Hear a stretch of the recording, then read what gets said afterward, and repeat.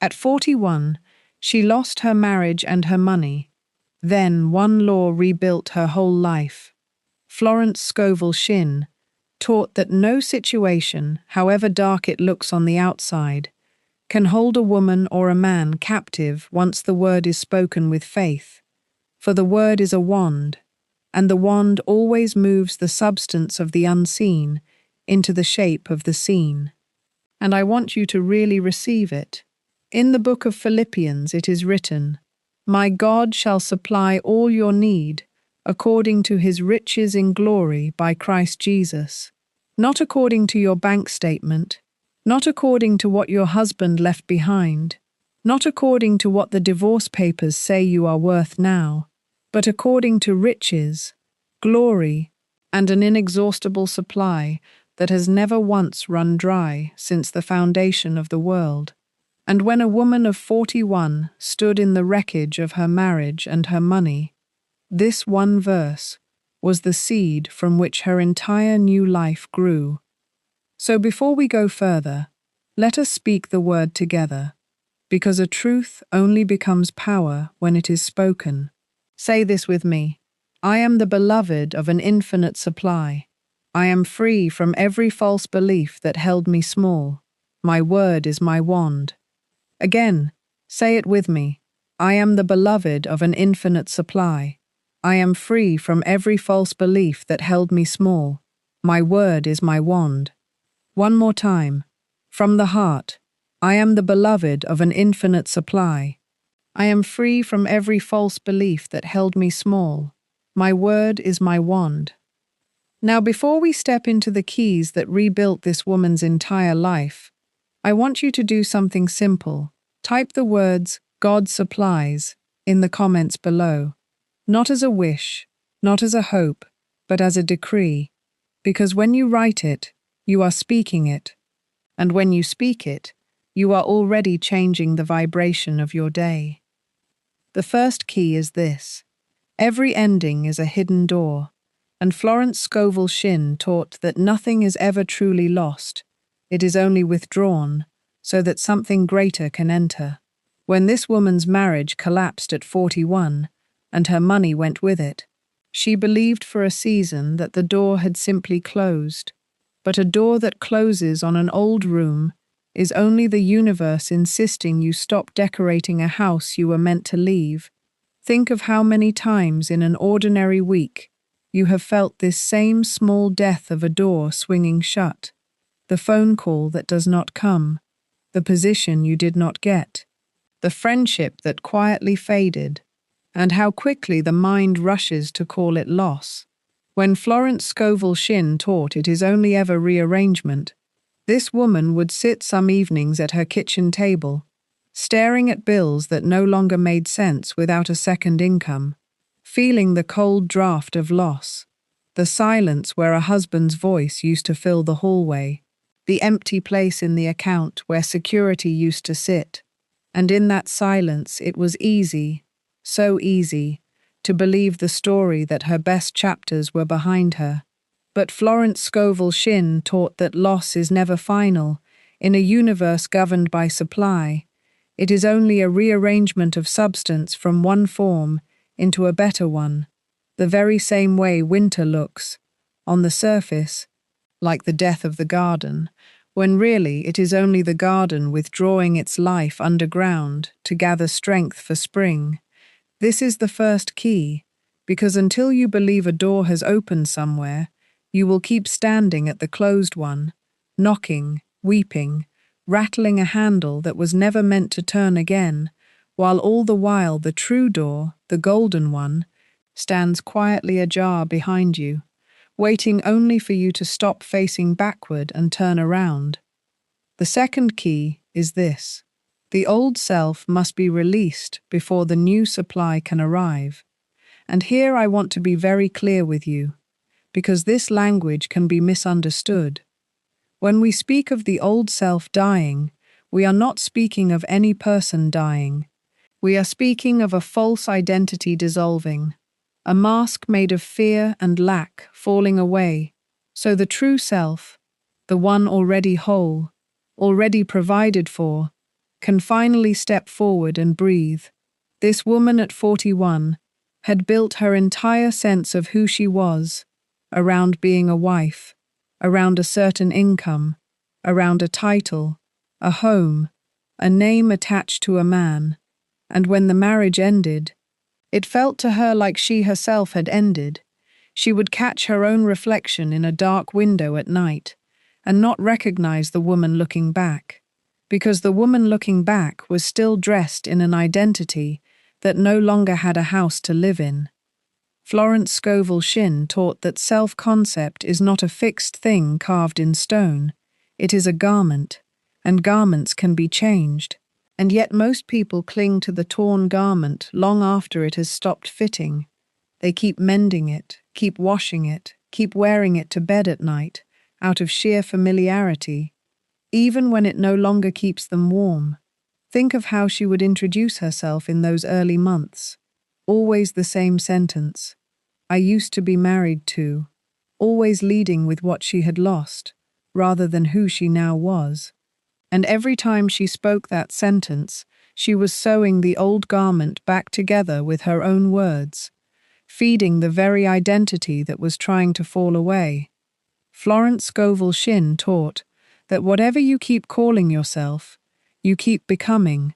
So the woman who believed she was a wife who is now nothing had to let that identity dissolve completely, not cling to its corpse, not keep dressing it up and parading it through her days, not keep introducing it to strangers at dinner parties as though it were still alive, but let it go the way autumn lets go of leaves, without apology, without a funeral, simply an opening of the hand, so that the true self, whole, resourced, already rich in the unseen, could rise up wearing new clothes. This did not happen in a single dramatic night. It happened in small moments. The moment she caught herself starting the old sentence and rerouted it mid-air into something new. The moment she stopped answering, "How are you doing since the divorce?" with a recitation of loss, and instead simply said, "I am becoming." This is the second key, because as long as you keep identifying with the person who lost the marriage and lost the money, you keep feeding that old identity with your attention, and what you feed grows. But the moment you stop calling yourself the one who lost everything and start quietly, privately, calling yourself the one being led to greater, the entire subconscious begins rearranging itself around this new report and supply, which can only organize itself around a clear self-concept, finally has somewhere true to land. The third key is this. The subconscious mind is fertile soil, and it does not judge the seed you plant. It only grows it. Florence Scovel Shinn taught this again and again, that the subconscious is like a faithful gardener who never once asks whether the seed handed to him is a rose or a weed. He simply plants what he is given, waters it with your feeling, and multiplies it back to you in the visible world of your circumstances. This is one of the gentlest and yet one of the most sobering truths she ever taught, because it means the soil is never at fault. The soil is always innocent. The soil is only doing its faithful work of growing whatever it receives. And so the entire question of a person's life becomes simply this: what have I been planting? When this woman spoke, day after day, I have nothing left. I am too old to start again. No one wants a woman my age. She was not describing her situation accurately. She believed she was merely reporting facts. But Florence Scovel Shinn taught there is no such thing as a neutral report. Every sentence spoken with feeling is a seed pressed into soil, and this woman was taking the very pain of her loss and pressing it deeper into the ground of her own mind, watering it faithfully every single day with repetition, and watering it further still with the sympathy of well-meaning friends who sat with her over coffee and agreed, yes, it is so hard for a woman your age. Yes, men do not want to start over with someone who has nothing, And Florence Scovel Shinn taught that sympathy from others, however warmly intended, however lovingly offered, can become one of the most dangerous things a person can receive when they are trying to change their life. Because every time someone agrees with your lack, out of pure kindness, you plant that same seed of lack 1 inch deeper into soil that was already listening. Picture it plainly. Picture a woman standing in her kitchen on an ordinary Tuesday evening. The mail has just come. There is another bill in the stack, and the old sentence rises up in her before she even thinks about it. There is never enough. There is never going to be enough. And she says it out loud to the empty room, and Florence Scovel Shinn taught that the subconscious does not hear a woman venting after a long day. It only hears a decree, and it moves immediately to make that decree true in her experience. This is why the third key matters so very much. Because most people are not lacking effort, they are not lacking intelligence or ambition.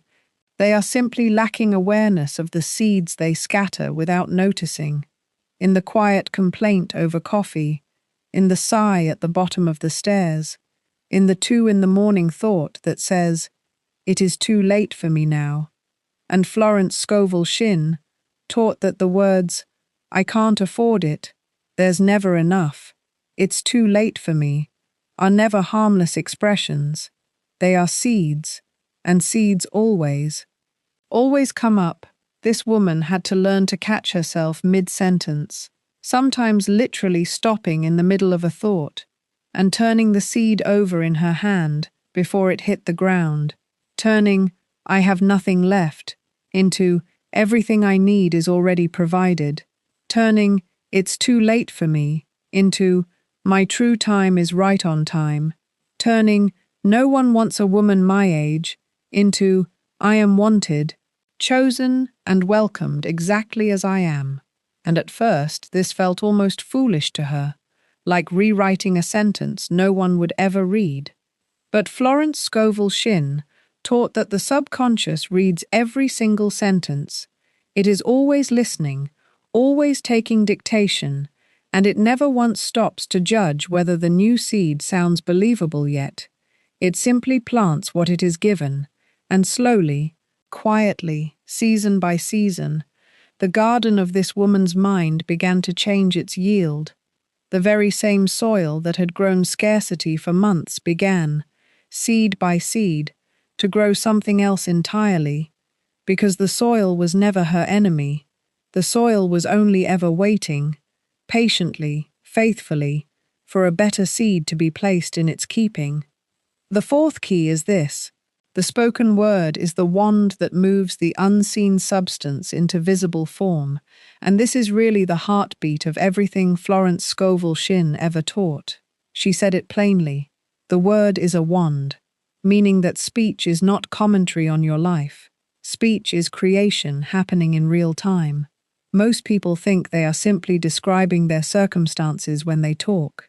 But Florence Scovel Shinn taught that every sentence spoken with feeling behind it is a small act of magic, shaping the substance of the unseen into the very conditions you will meet tomorrow.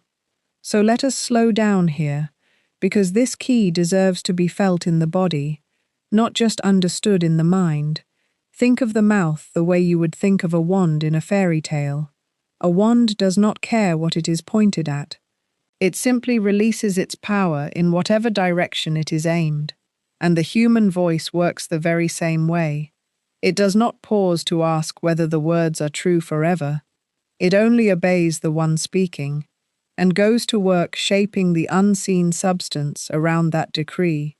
This woman, in the early weeks after the divorce, would answer the question, "How are you?"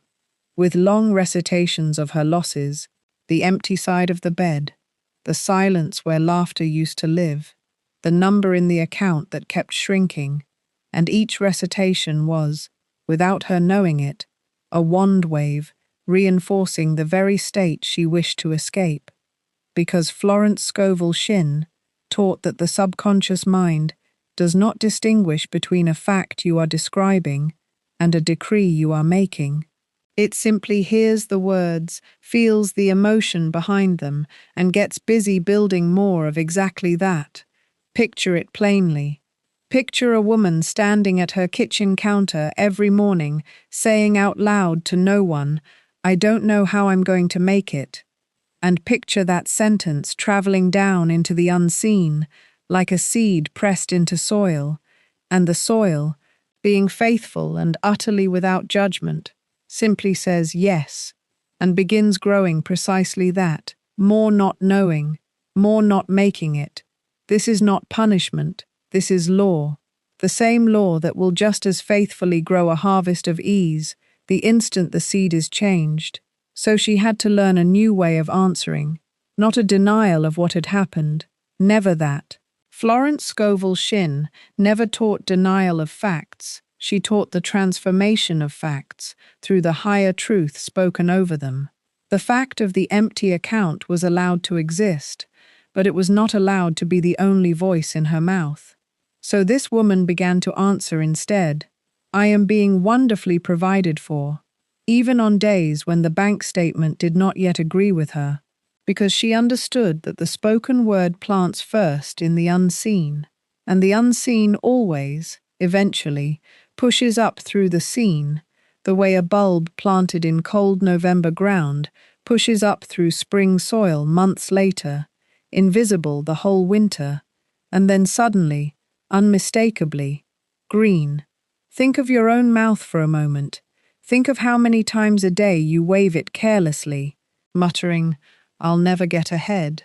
This always happens to me. Money just slips through my fingers." Picture a man standing in line at the grocery store, glancing at the total on the register, sighing, and saying under his breath, "Of course it's more than I budgeted. It always is." And Florence Scovel Shinn would say that this small, almost invisible sentence is a wand wave too, quiet, unnoticed, but received in full by the substance that is always listening. Each of these little sentences is a spoken decree, and the universe, being a faithful and utterly obedient servant, simply says yes and hands it back to you dressed as circumstance. But flip the decree, and the universe says yes to that too, with the very same faithfulness. Supply flows to me from expected and unexpected channels. Money loves me and multiplies in my hands. These are not empty affirmations recited for comfort. Florence Scovel Shinn taught they are legal decrees, spoken by the rightful heir of an infinite kingdom, no different in authority than a king's signature on a decree that must be carried out by the whole of his court. And the moment this woman began waving her wand on purpose instead of by accident, catching the careless sentence before it left her mouth, and replacing it with a chosen one, the very texture of her days began to shift. Small checks arrived unexpectedly in the mail. A friend repaid an old debt she had forgotten was ever owed. A job offer came through a contact she had not spoken to in years. None of it loud, none of it dramatic, no trumpets, no sudden windfalls from the sky. Just supply, quietly, patiently, faithfully obeying the word she had finally learned to speak on purpose. And this, Florence Scovel Shinn taught, is the whole of the fourth key. Not that you must speak perfectly every moment of every day, no one does, but that you must become aware, gently and without self-judgment, of what your mouth has been decreeing on autopilot, and begin, one sentence at a time, to take the wand back into your own conscious hand. The fifth key is this: non-resistance opens the very channel that struggle keeps closed. And I want to walk through this one slowly with you, because it is often the most misunderstood of all of Florence Scovel Shinn's teachings. Non-resistance does not mean giving up. It does not mean lying down and accepting defeat. It does not mean pretending you feel nothing when everything in you aches. It means refusing to fight the appearance with fear, refusing to meet the closed door with clenched fists. refusing to argue with what has already happened, as though arguing could somehow undo it. This woman, in the months right after the marriage ended, fought everything. She fought the lawyers, she fought the paperwork, she fought her own feelings, she fought sleep, she fought the silence in the house at night.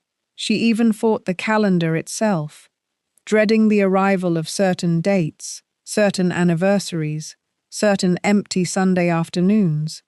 And Florence Scovel Shinn taught that whatever we fight, we magnify, whatever we resist, persists, and grows stronger from the very energy we throw against it. Because resistance is itself a form of attention, and attention is the very thing that feeds a condition and keeps it alive. Think for a moment of a small everyday picture, a woman standing in her kitchen, gripping the edge of the counter, replaying an argument in her mind for the 10th time that day. Each replay is a fresh log thrown onto a fire she says she wants to put out. And this is exactly what resistance does. It insists it wants the condition to end, while constantly feeding it more fuel. So there came a turning point for this woman, a quiet decision, made almost without ceremony, to stop fighting the facts of her situation and instead to relax into the truth that an intelligence higher than her circumstances was already arranging her good behind the scenes.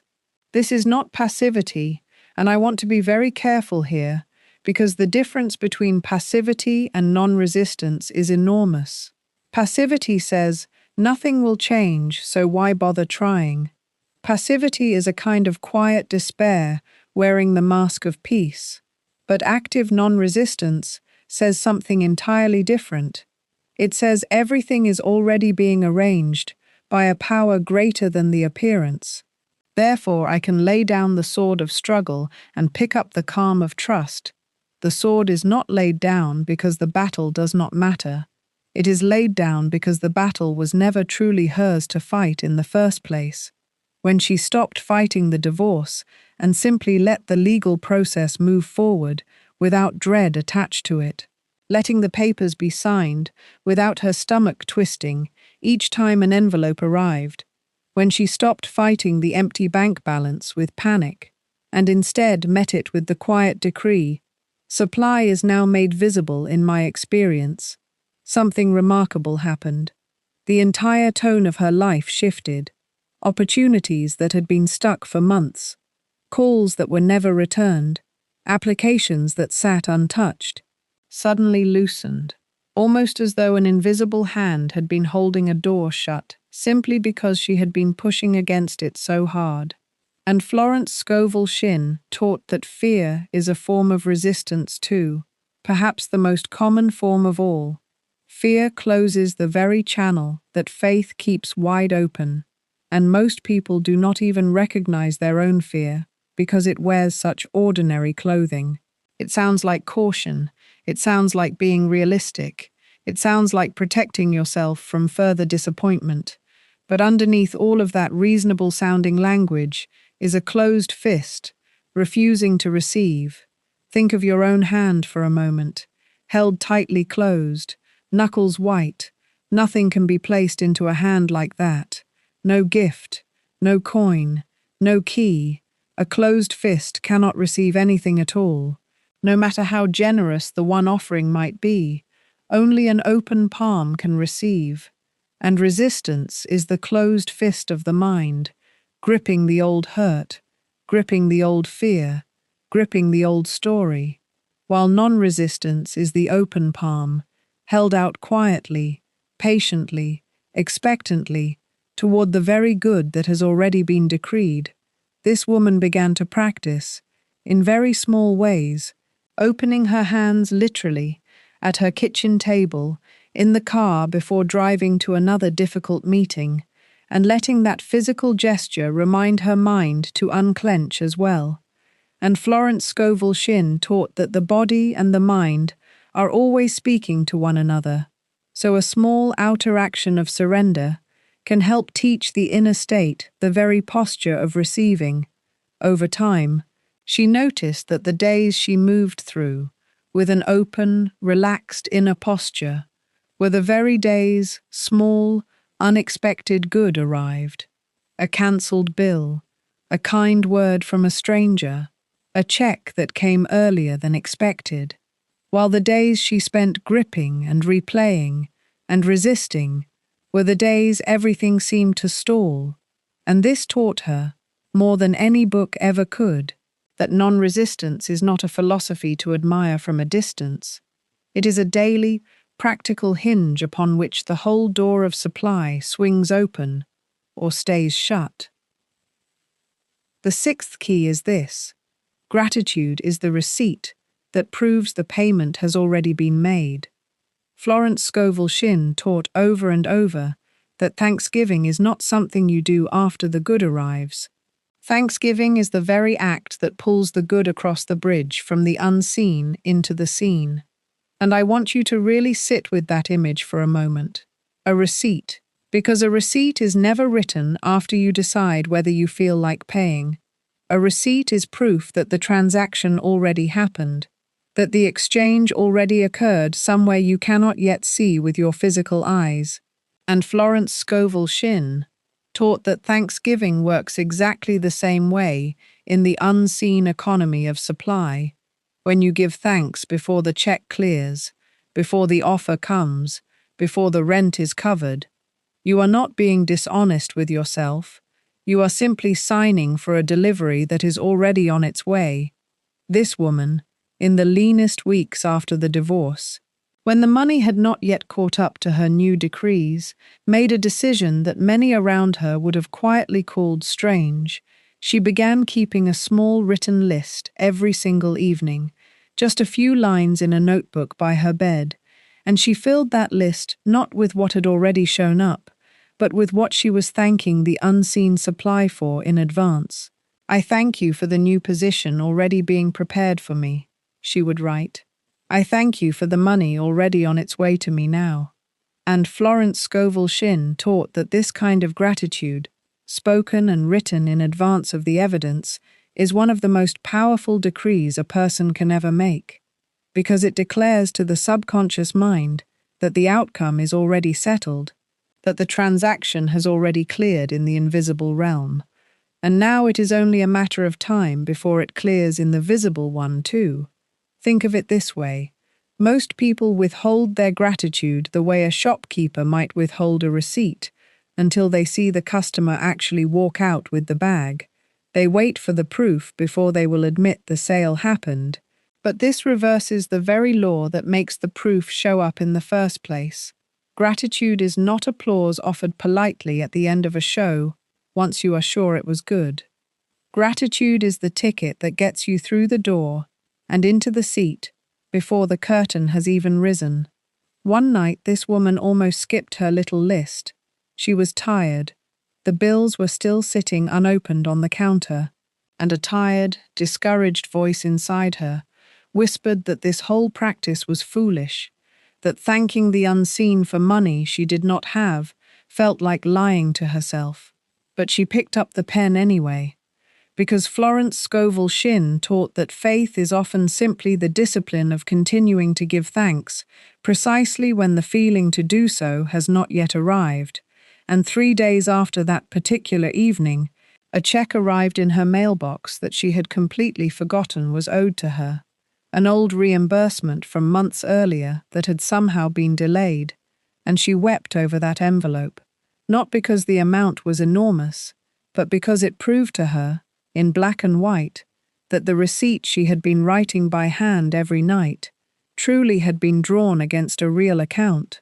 This woman also began giving thanks for the small, ordinary things that were already fully present in her life.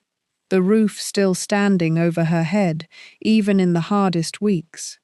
The friend who called just to check on her without being asked. The warm sunlight falling across the kitchen table in the morning. And Florence Scovel Shinn taught that gratitude for the present good, however small, is what widens the very channel through which future good must travel. Because a grateful heart is a heart in harmony with supply, and supply, being a living, intelligent force, always flows fastest and freest through harmony, whereas a resentful heart, even one with every earthly reason for its resentment, narrows the very channel it is desperately trying to widen. And this does not mean pretending the pain of the divorce was not real. It does not mean plastering a false smile over genuine grief. It means refusing to let the pain be the only voice allowed to speak in the room of her mind, and instead letting gratitude sit right beside that pain, patient, steady, unhurried, saying quietly underneath the tears, "Even now, especially now, I am provided for." Think of your own life for a moment. Think of how easy it is to wait for the raise before you feel thankful for your work, to wait for the healed relationship before you feel thankful for the love still present, to wait for the full bank account before you feel thankful for the roof and the meal and the warmth already surrounding you.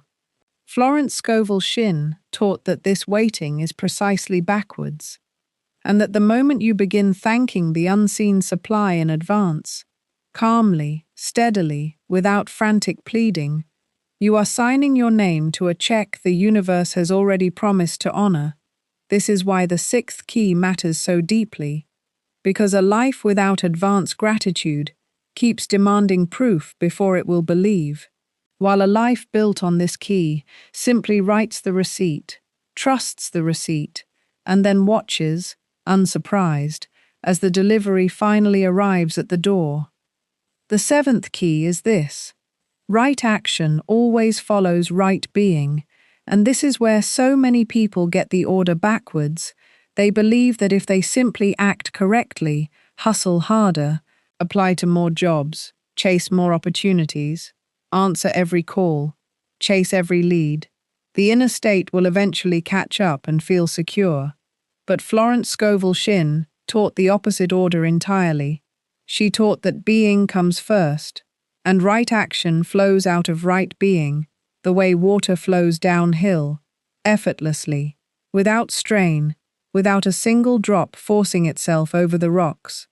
This woman had spent the early months after the divorce in a frenzy of action, sending out applications at midnight, taking meetings that drained her, saying yes to every opportunity out of raw fear that if she didn't grab this one, there would never be another.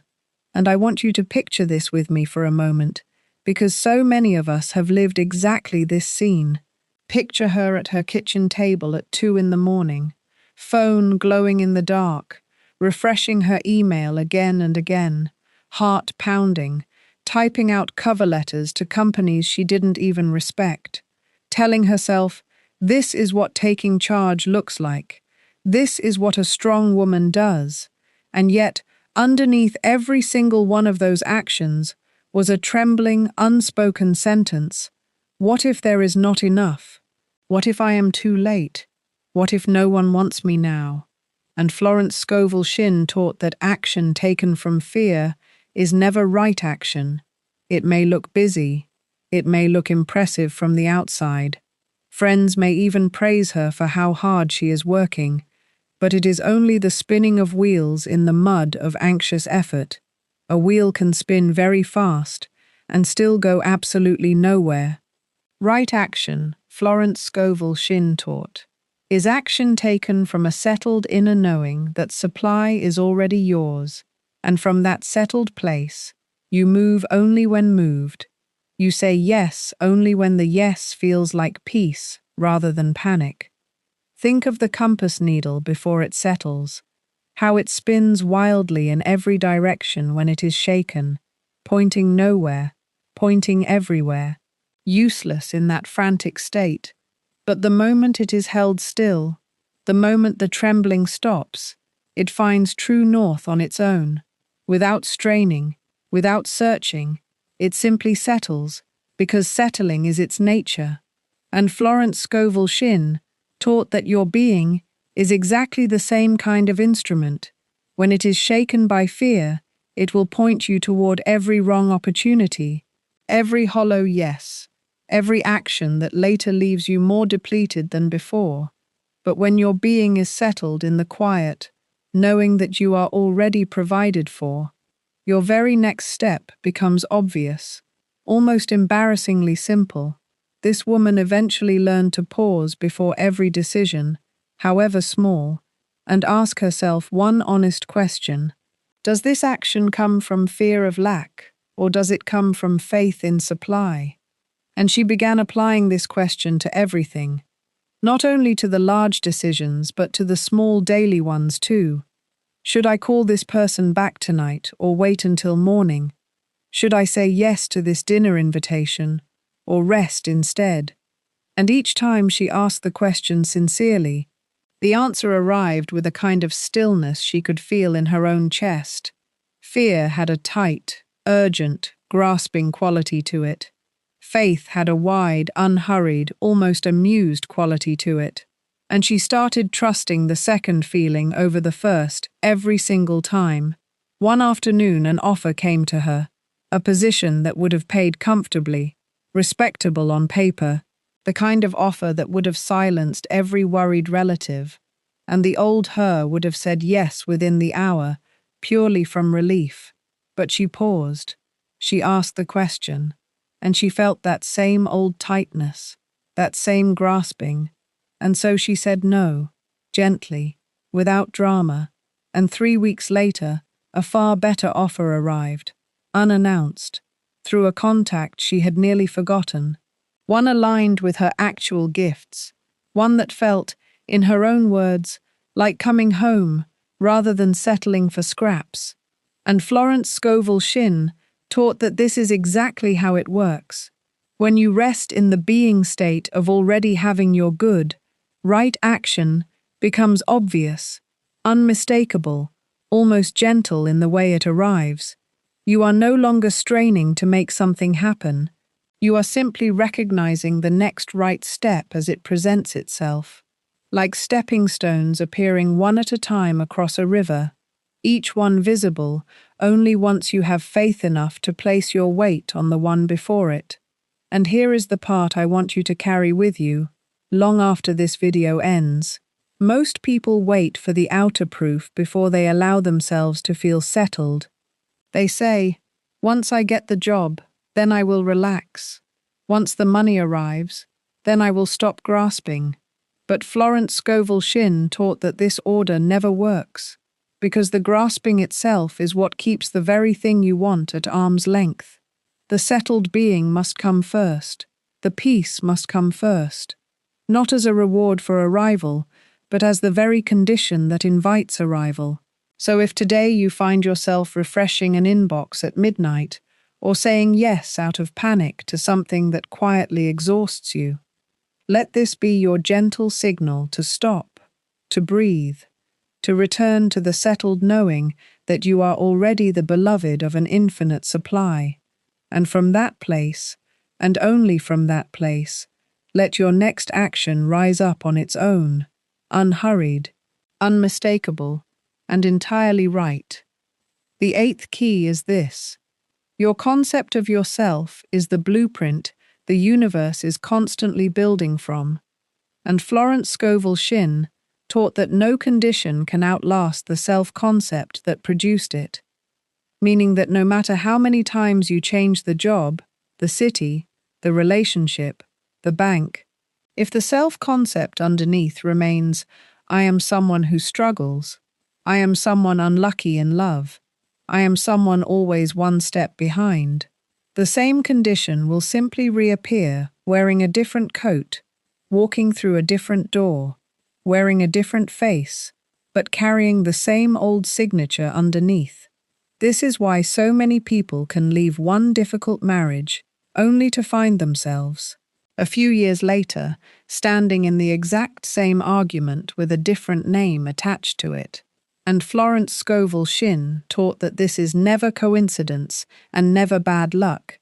It is simply the self-concept, faithfully, tirelessly, reproducing itself in new packaging, because the subconscious mind is not interested in variety, it is only interested in agreement, and it will always find a way to agree with whatever you believe yourself to be at the root. This woman had to do the deepest work of all here, because underneath the marriage and underneath the money was an old self-concept, formed long before either of them, a quiet belief, planted maybe in childhood, maybe in some careless words spoken over her years before, that she was somehow not quite enough, not quite worthy of ease, not quite the kind of woman that good things simply arrive for without a fight. And Florence Scovel Shinn taught that this is the root every other branch grows from. You can prune the branches all day long, change the job, change the address, change the wardrobe, but if you never touch the root, the same tree grows right back, bearing the same fruit, in the same season, year after year. So this is the work she did, and I want to walk you through it slowly, because this is the part most people skip. They want the new job, they want the new love, they want the new bank balance, but they do not want to sit quietly in front of a mirror and rebuild the self underneath it. This woman, every single morning, before she opened her phone, before she let the day's noise in, before the world could hand her its opinion of who she was, stood in front of the mirror and spoke a new concept into being. I am the beloved daughter of infinite supply. I am worthy of ease, worthy of love, worthy of abundance flowing to me, without strain. And at first, she told me, these words felt like lies. They felt like costumes 2 sizes too big, hanging awkwardly off a frame that did not yet believe it deserved to wear them. And Florence Scovel Shinn taught that this feeling is completely normal. In fact, she taught that you should expect it, because you are, in that moment, standing at the exact hinge point where an old identity is dissolving so a truer one can rise, and anything new feels borrowed before it feels owned. Think of a woman trying on a coat in a shop that is finer than anything she has worn before. At first, her shoulders pull inward. She feels almost embarrassed by the fit of it, as though the coat is announcing something about her that she is not yet sure she has permission to claim. But she keeps it on. She walks a little in it. She catches her reflection once, twice, 3 times, and slowly, the coat stops feeling like someone else's. It starts to feel like hers. This is exactly what happens with a new self-concept. It feels false at first, only because it is unfamiliar, not because it is untrue. So she kept speaking it anyway, morning after morning, even on the mornings when the bank account still told an old story, even on the mornings when loneliness sat heavy in the kitchen. She understood, because Florence Scovel Shinn taught it so plainly, that the subconscious does not care whether the words feel true yet. It only cares that they are repeated with feeling. Repetition is the chisel. Feeling is the hand that presses the chisel into the stone. And slowly, month by month, the mirror stopped reflecting a woman convincing herself of something and began, quietly, without announcement, reflecting a woman who simply knew. Let me give you a small, ordinary picture of what this looked like in daily life. Because Florence Scovel Shinn's teaching was never meant to stay in the clouds. It was always meant to be lived out in kitchens and hallways and grocery lines. There came a day when this woman was standing at a checkout counter and her card was declined, not once but twice. And the old self-concept, the one that whispered, "You are someone things go wrong for," rose up instantly, hot in her chest, ready to take the wheel. But she caught it, she paused, right there in that ordinary fluorescent-lit aisle, and she said quietly to herself, not out loud but with full feeling, "This is not who I am. I am the beloved of infinite supply. And this is simply a moment passing through me, not a truth about me." She called her bank, found a simple technical error, corrected it in 5 minutes, and walked out with her groceries. But what mattered was not the 5 minutes. What mattered was that in that ordinary, unremarkable moment, She chose the new self-concept over the old one, and every time she made that choice, the new blueprint got a little more solid, a little more load-bearing.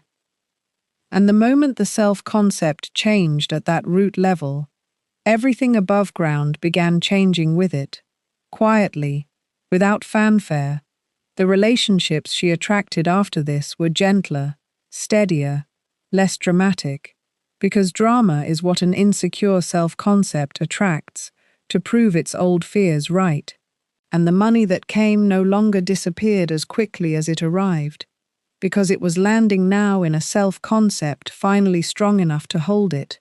Florence Scovel Shinn taught that this is why some people can win the very same money twice and lose it twice, why some people can meet the very same kind of love twice and lose it twice, because the self-concept beneath the winning was never actually repaired.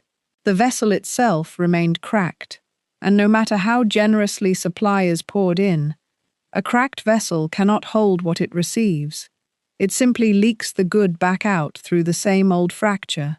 So the real work, underneath every other key we have spoken of today, underneath the doors and the seeds and the spoken word and the open palm and the gratitude and the right action, is this quiet, patient, daily work of repairing the vessel itself, not chasing new water, but mending the container.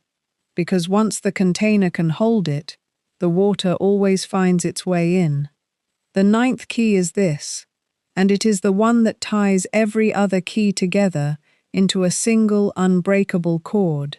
The ninth key is that the entire story, the loss, the silence, the empty account, the mirror, the slow rebuilding, was never punishment, it was preparation. Florence Scovel Shinn taught that the universe does not deal in punishment, it deals only in law, and law is impersonal, faithful, and endlessly generous to whoever aligns with it.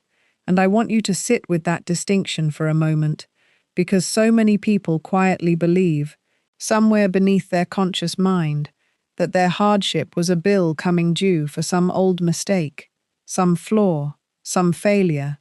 And Florence Scovel Shinn taught that this belief itself is the very thing that keeps a person chained to the ash long after the fire has gone out. There is no cosmic ledger keeping score against you. There is only law, and law simply responds to the state you hold. This woman, looking back now from the other side of her rebuilding, does not see 41 as the year she lost everything. She sees it as the year everything false was finally cleared away, so the true foundation could be laid beneath a life strong enough to actually hold what she had asked for. Let me tell you a small, ordinary moment from her life, because the ninth key is easiest to feel through something small rather than something grand. One evening, many months into her rebuilding, she stood at her kitchen counter separating a stack of old bills into piles, and beneath them she found a photograph from her wedding day, and for a long moment the old grief rose up in her, the way it always had, the tightening in the chest, the old question of why. But this time something new happened alongside the grief. She noticed it standing there. She noticed the ache and the memory, and instead of collapsing into the story of loss, she simply said out loud, to no one, to the empty kitchen, this too was preparing me. And Florence Scovel Shinn taught that this is exactly the posture the ninth key asks of us. Not the denial of pain, never that, but the quiet refusal to let pain have the final word over what the experience meant. She did not throw the photograph away in bitterness, and she did not frame it in longing either. She simply placed it gently in a drawer, the way you might set down a tool you no longer need but do not resent, because it did its work, and its work is finished. This is the Phoenix key, because nothing about a phoenix's rising denies the fire that came before it. The fire was necessary, the ash was necessary, but the ash was never the end of the story. It was only the soil the new wings grew out of. And think for a moment of how strange it would be for a phoenix to spend its new life resenting the flame, or trying to explain to every bird it meets exactly how unfair the burning was. The phoenix simply rises, wings wet with the memory of fire, and flies. Florence Scovel Shinn taught that every ending you have ever lived through, every marriage that closed, every job that vanished, every friendship that fell away, every version of yourself that had to be let go of, was never a punishment for something you did wrong. It was the tender, exact preparation for a version of your life your old self-concept could never have held. And here is something worth noticing. The fire does not ask your permission before it comes, but what happens after the fire. Whether you sit forever in the ash, telling its story to anyone who will listen, or whether you let the ash become the very soil beneath your feet, that part is entirely yours to decide. That part is where the whole law lives. Think of it this way. If a farmer burned a field on purpose before the planting season, no one watching would call the farmer cruel. They would understand that the burning clears what is dead, so the new seed can take root in ground, no longer choked by the old growth. But if that same farmer stood over the ashes for years, weeping, refusing to plant anything, calling the burned field proof that nothing good could ever grow there again, we would say the farmer has misunderstood the very nature of fire. Florence Scovel Shinn taught that so many of us do exactly this with our own lives. We mistake the necessary burning for a verdict, when it was only ever the clearing of the field. This woman came to understand that the version of her that believed marriage and money defined her worth had to be cleared the way that field is cleared, not because she was being punished, but because that old ground could no longer grow what she had actually come here to become. This woman today does not merely have money again, and she does not merely have a new relationship. What she has, underneath both of those things, is an unshakable knowing that she herself is not the source of her supply, and instead is a clear, open channel through which an infinite supply moves freely, and this knowing is the actual treasure. The marriage and the money were only the outward signs of an inward transformation that had already taken place. And I want you to hear this part especially closely, because it is easy to think the goal of all this work is simply to get the money back, or get a partner back, or get the old comfortable life back. But Florence Scovel Shinn taught that the goal was never to return to what was. The goal was to become someone the old loss could never happen to again. Because the person holding this ninth key does not fear future fires the way she once did. She has walked through one and found herself still standing, still whole, still supplied for, and that changes a person permanently. And this is why the ninth key is the key that makes all the others permanent. Without it, a person can apply the first 8 keys and see real, wonderful improvement, and then watch it slowly slide backward the moment the next hardship arrives, because underneath, they still believe hardship means something has gone wrong with them.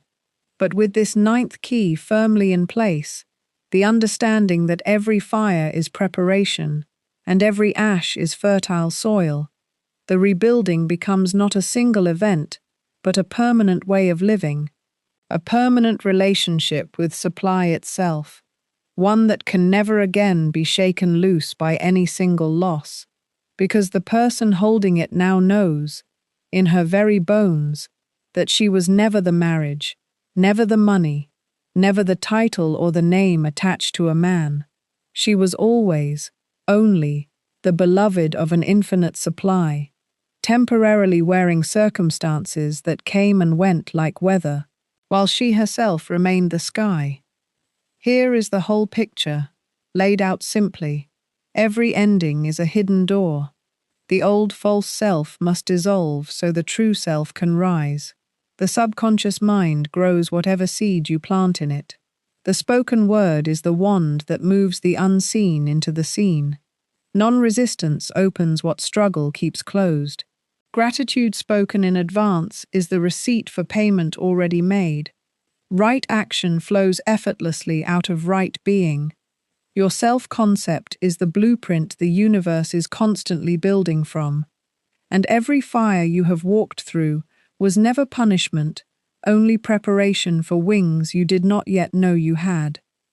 Now, if what you have heard today has stirred something in you, if you feel that quiet inner nudge that says it is time to stop merely learning these truths and time to actually live inside them daily, I want to personally invite you into something called the Overflow Covenant. This is a small, sacred circle built for those who are ready to move beyond hearing the keys and into a daily practice of speaking them, planting them, and watching supply respond. Inside the Overflow Covenant, you will receive daily decrees rooted in these very teachings, guided practices for repairing the self-concept at the root, and a community of others walking this same path of faith, all held together in the spirit Florence Scovel Shinn taught, that the word is a wand, and a wand used daily, faithfully, becomes a life transformed. The link to join is right below this video, and I would be honored to walk this next season of your rebuilding with you. So before you go, let us speak the final word together once more. Say it with me. I am the beloved of an infinite supply. I am free from every false belief that held me small. My word is my wand. And one final time, from the deepest place in you, I am the beloved of an infinite supply. I am free from every false belief that held me small. My word is my wand. She lost a marriage, and she lost her money at 41, but what she gained instead was the one law that no loss can ever touch again. And that same law, dear friend, is available to you the moment you decide to speak it.